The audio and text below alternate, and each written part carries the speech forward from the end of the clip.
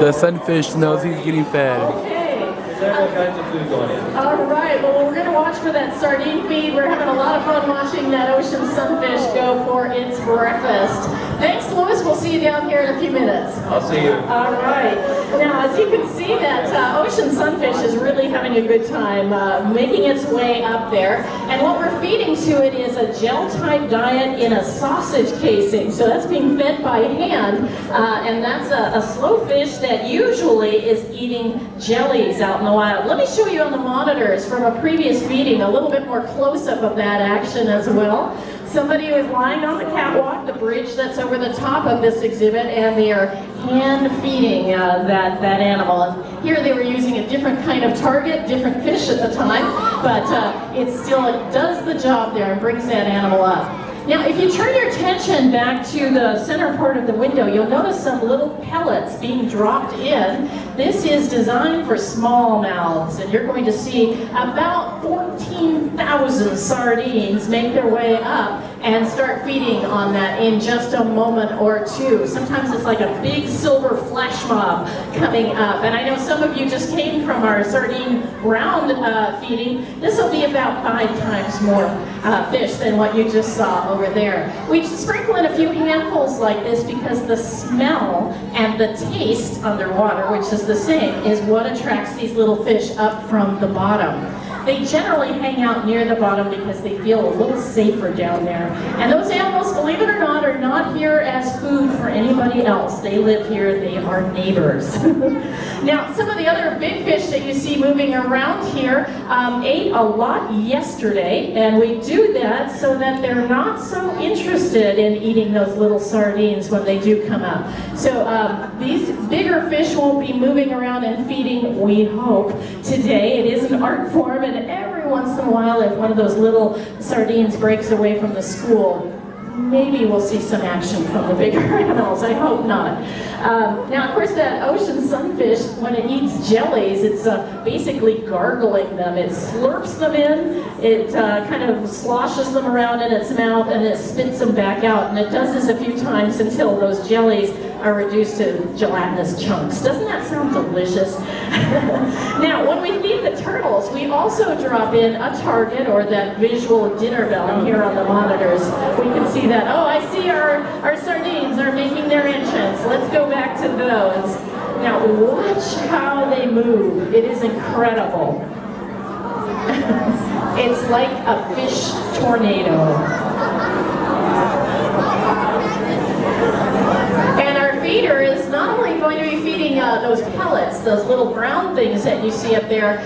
You might see sort of an orange cloud in a few moments as well, and that will be about 10 pounds of krill that we're feeding to these little fish. And of course, we know whales also eat krill. A lot of things in between do too. So watch how these fish move. It's really incredible how they can turn like that all at the same time. What they're doing is they're following their neighbors. They watch their neighbors very closely, and they have pressure sensors on the sides of their head, and this allows them to feel when somebody or something is moving near them. This is also how they can get out of the way of something large like that fish underneath with the square forehead that looks a little bit interested in them.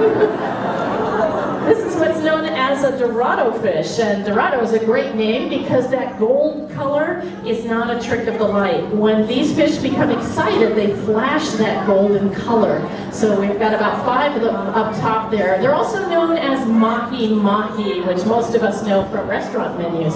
Believe it or not, these big fish still have to pick out one little sardine at a time with their eyes to hunt down. And so by sticking together in a really tight ball, those sardines are more like one big thing rather than 14,000 little ones. And this is how they can dodge and weave their way through their lives. And some of them will actually survive as long as 25 years with everybody chasing after them like that. So they are definitely very good at that. We hope that none of them break away, because then, well, it's a lot easier to pick them out. When they get a little skittery, or when they really feel like those fish are coming after them, sometimes those fish will make a really dramatic exit. So we'll see if they do that for us today. Sardines like this used to be the lifeblood of Cannery Row. That's what was being canned, along with a lot of other kinds of fish, but especially sardines were very economically important. Uh-oh, looks like they're going to make that escape in a moment here. And over the years, something like 2 million tons of sardines were harvested out of the rich waters of Monterey Bay and shipped all over the world. They, in fact, fed troops during World War I as well in Europe. So a lot of history there about the sardines. There they go. Amazing animals. Uh-oh, we've got a couple of strays. And whoa! A little drama there.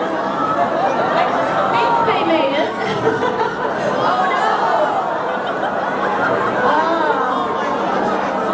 no! Notice how the Dorados are putting on a show for us, right? Oh dear. Oh, I think it made it there, yeah. It looks like it escaped there. Good, we won't have to hire another intern to come in and start counting them all over again. Now, believe it or not, those ocean Dorado fish that you see there, they are actually pretty amazing animals. They grow to that size from microscopic eggs in a space of about 5 years. They live their whole life within 5 years, sometimes as little as 3 years. Compare that with our big tunas underneath. Uh-oh, we have another little solo guy up there, huh?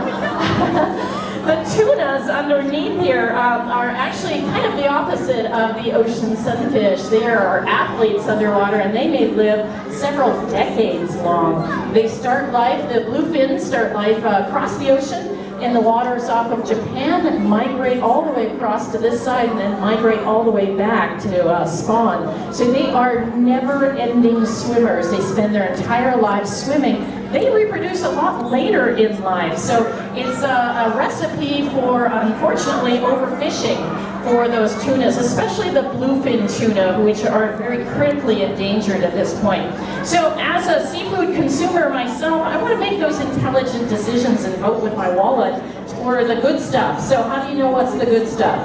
You can use our seafood watch guides. It's set up pretty much like a traffic light. Green means go. This means that those choices are harvested sustainably, and they are managed well as well. The red list is the things that we want to give a break to. We want to vote with our wallets to perhaps not have those be choices.